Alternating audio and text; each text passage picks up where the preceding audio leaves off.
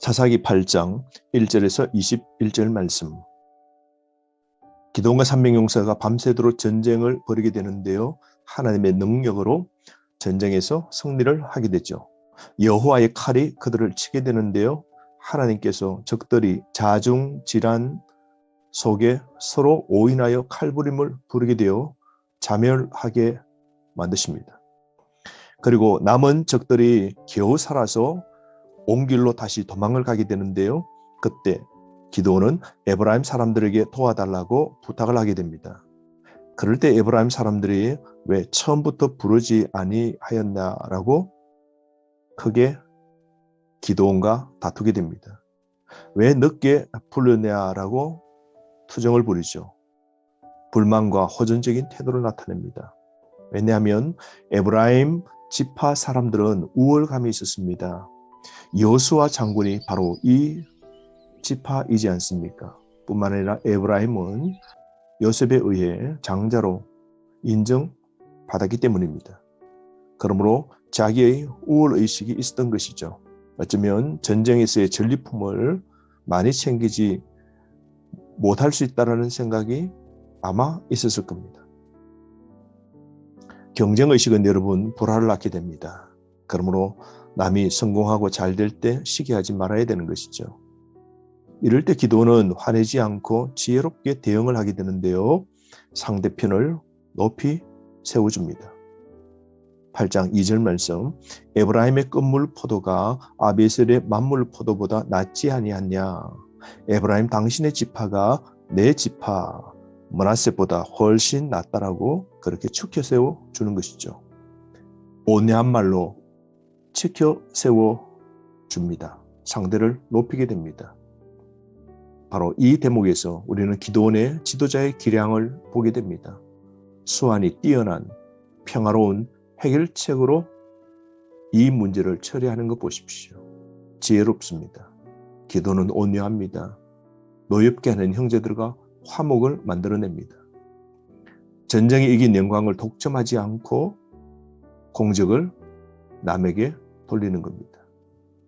자기를 부정하고 자기를 낮출 때 그때 이런 태도가 가능한 거죠.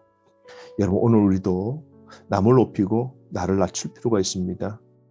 이게 지혜로운 대응입니다. 싸움하지 말고 호전적으로 대하지 말고 불평하지 말고 우리 주변에 있는 형제자매를 경쟁자의 대상으로 여기지 않는 바른 삶의 믿음의 태도가 필요한 것이죠. 4절부터 9절은 비협조적인 사람들을 기드온이 어떻게 처리하는가 보십시오. 그 적들은 요단 동편을 건너 도망을 가게 되는데요. 그때 300명이 추격을 하게 됩니다. 그러나 밤새도록 싸웠던 그들은 너무 피곤했죠. 그리고 배가 고팠던 겁니다. 이들은 싸움은 끝까지 끝장을 내자고 쫓아간 겁니다. 마찬가지로 여러분 영적 싸움도 끝까지 해야 됩니다. 죄와 싸우되 끝까지 싸워야 됩니다. 남겨두면 또 당하는 것이죠. 그래서 숫꽃 지역에 가게 됩니다. 5절 말씀. 배가 너무 고파서 떡을 달라 그랬더니 6절 말씀. 숫꽃의 그 지도자들은 이렇게 말합니다. 어찌 우리가 내 군대에게 떡을 주겠느냐라고 하면서 기드온과 따르는 그들에게 숫꽃 사람들이 떡을 주지 않습니다. 그래서 기드온은 전쟁에서 이기고 돌아오면 덜가시와 찔레로 너희 살을 찢겠다라고 공언합니다. 8절 말씀. 거기서 약 7km 떨어져 있는 버넬 지역에 가서 동일한 부탁을 했더니 그들 또한 숫꽃 사람들처럼 먹을 것도 주지 않고 전쟁에 동참하지도 않는 겁니다. 그때 기드온은 더 화가 난 것이죠. 어쩌면 버누엘, 즉 버넬 이 지역에 있는 사람들은 더 악하게 냉담하게 거절했을는지도 모릅니다. 그래서 기드온이 살아서 돌아오면 이 성의 가장 높은 곳, 성의 안전을 상징하는 망대를 부수겠다라고 선포합니다. 여러분, 왜 숫꽃과 버넬 사람들은 이렇게 기드온의 청을 거절했을까요? 아마 아직 기드온과 그 군대가 보잘것없어 보였기 때문일 수 있죠. 뿐만 아니라 미디안 연합군에게 보복당할까 봐서 도와주지 않는 것이죠. 도와주었다가 만약 기드온이 참패를 당하면 미디안 사람들이 자신들을 보복하겠죠. 어쩌면 이들은 주저하고 계산하면서 거절한 것이죠. 우리 삶에도 일시적 안정을 도모한 기회주의적인 태도가 있을 수 있죠. 여러분, 이기적인 태도와 형제 아픔을 거절하는 이런 자세는 우리가 버립시다.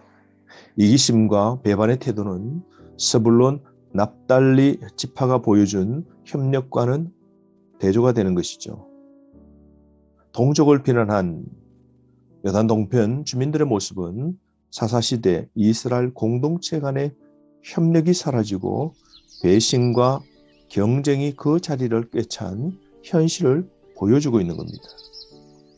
여러분, 영적 전쟁은 관망하지 말고 오직 참여자로 동참해야 하는 겁니다. 그래서 전쟁에서 기드온은 결국 승리하게 됩니다. 10절 말씀, 13만 5천 명 가운데 12만 명은 죽었고 남은 15,000명이 도망가는데요. 그들을 끝까지 쫓아가 그들을 진멸시키게 됩니다. 10절에서 12절 말씀은 바로 전쟁의 결과에 대해서 말씀하죠. 그래서 미디안 두 왕을 사로잡게 됩니다. 그리고 다시 돌아와서 숫꽃과 버누엘에 대한 보복이 일어나게 되는데요. 13절 말씀, 돌아오면서 숫꽃 사람 중 한 소년을 잡아서 신문합니다. 그리고 숫꽃 지역의 지도자 70명의 명단을 입수하게 됩니다. 그래서 16절 말씀, 숫꽃 성의 장로를 70명을 붙잡아 덜가시와 찔레로 그 사람들을 징벌합니다. 그들의 죄가 얼마나 큰지 깨닫게 만드는 것이죠. 17절 말씀은 버누엘 도시는 성의 망대를 헐고 성읍 사람들을 죽였습니다. 여러분, 우리는 어떻습니까? 교회와 주님의 일에 무관심합니까? 그리고 맡겨주신 그 직분에 걸맞는 책임을 다하고 있습니까? 하나님 나라의 일을 위하여 함께 더불어 협력하여 마귀 사탄과의 싸움에서 끝까지 함께 협력하여 그 일들을 이루어야 될 건데요.